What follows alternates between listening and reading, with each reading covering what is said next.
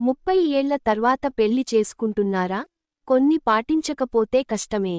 ఇదివరకటి రోజుల్లో 16 ఏళ్లు రాగానే ఎప్పుడెప్పుడు పెళ్లి చేసేద్దామా అని ఆలోచించేవారు. కాని ఇప్పుడు అలా కాదు.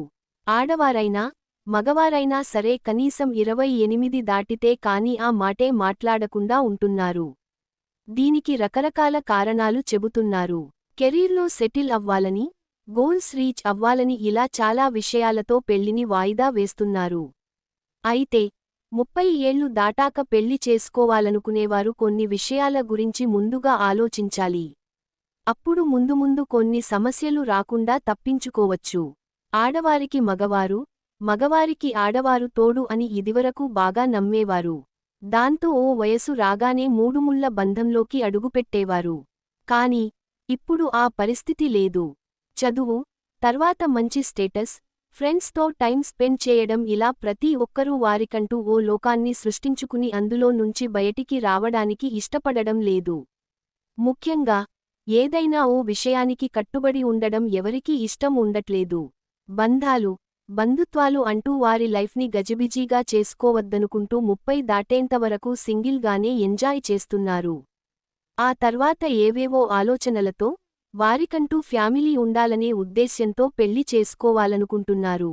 ఆ వయసులోకి వచ్చాక పెళ్లి చేసుకోవాలనుకునేవారు భవిష్యత్లో ఎలాంటి సమస్యలు రాకుండా ఉండేందుకు కొన్ని విషయాల్ని గుర్తుపెట్టుకోవాలి. ముఖ్యంగా కొన్ని జాగ్రత్తలు తీసుకుంటే మ్యారేజ్ రిలేషన్ చక్కగా ఉంటుంది. అలాంటి జాగ్రత్తలు ఏంటో తెలుసుకోండి. గతాన్ని మర్చిపోకపోవడం. పెళ్లికి ముందు అందరూ కూడా ఇండిపెండెంట్గా ఉంటారు. అప్పుడు వారు ఏం చేసినా చెల్లుతుంది. ఆనందంగా ఉంటారు. కాని పెళ్లి తర్వాత కూడా అలానే ఉంటామంటే కుదరదు.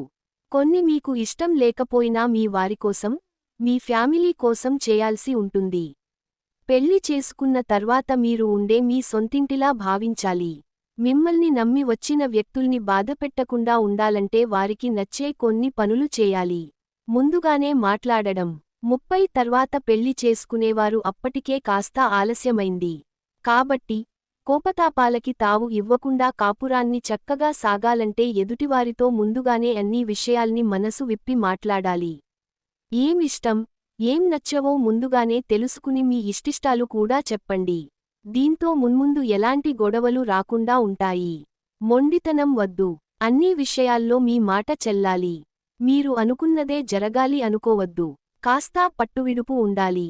ప్రతి విషయంలోనూ మీరే నెగ్గాలనుకోవడం కంటే మీ వాళ్ల కోసం కొన్నింట్లో తగ్గడంలో తప్పులేదు.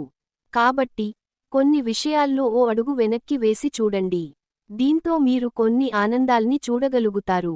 మీరు ఎదుగుతూనే, మీరు ఏదైనా జాబ్ చేసినా లేదా ఏదైనా బిజినెస్ చేయాలనుకున్నా కూడా ఆ పనిచేస్తూనే మీ పార్టనర్కి కూడా సాయం చేయండి. వారి ఎదుగుదలలో కూడా మీ వంతు సాయం ఉండేలా చూసుకోండి. దీంతో మీ రిలేషన్ బాగుంటుంది. ప్రోత్సాహం అనేది ఎప్పుడైనా కూడా ఎదుటివారిలో 1000 ఏనుగుల బలాన్నిస్తుంది. కాబట్టి అలాంటి బలాన్ని మీరు మీ పార్టనర్కి ఇవ్వండి. ప్రేమగా, ఏ విషయంలో అయినా కూడా ప్రేమగా చెప్పడం, చూడడం చేయండి. వారు మీకోసం ఏమైనా చేసినా ఆ పనిని గుర్తించండి. ప్రేమ మాటలు మాట్లాడండి. అంతేకాని మీ ఒత్తిళ్లన్నింటినీ పార్టనర్పై చూపొద్దు. కాబట్టి ప్రతి విషయాన్ని వీలైనంత వరకు హ్యాపీగా, ఆస్వాదిస్తూ చేయండి. అది ఏదో పనిష్మెంట్లా కాకుండా మీ బాధ్యతగా చేయండి. అయితే అన్నీసార్లు ఇలా కుదరకపోవచ్చు. అలాంటప్పుడు ఎదుటివారికి మీ పని ఒత్తిడిని అర్థమయ్యేలా చెప్పండి. దీంతో వారు మిమ్మల్ని అర్థం చేసుకుంటారు. ఫ్రెండ్స్, ఈ వీడియో గనుక మీకు నచ్చినట్లయితే ప్లీజ్ లైక్ చేసి మీ ఫ్రెండ్స్కి షేర్ చెయ్యండి. అలాగే మా కొత్త వీడియోస్ మీకు వెంటనే చేరాలంటే మన ఛానల్ని సబ్స్క్రైబ్ చేసుకొని పక్కనే ఉన్నటువంటి బెల్ ఐకాన్ని ప్రెస్ చెయ్యండి. ధన్యవాదములు.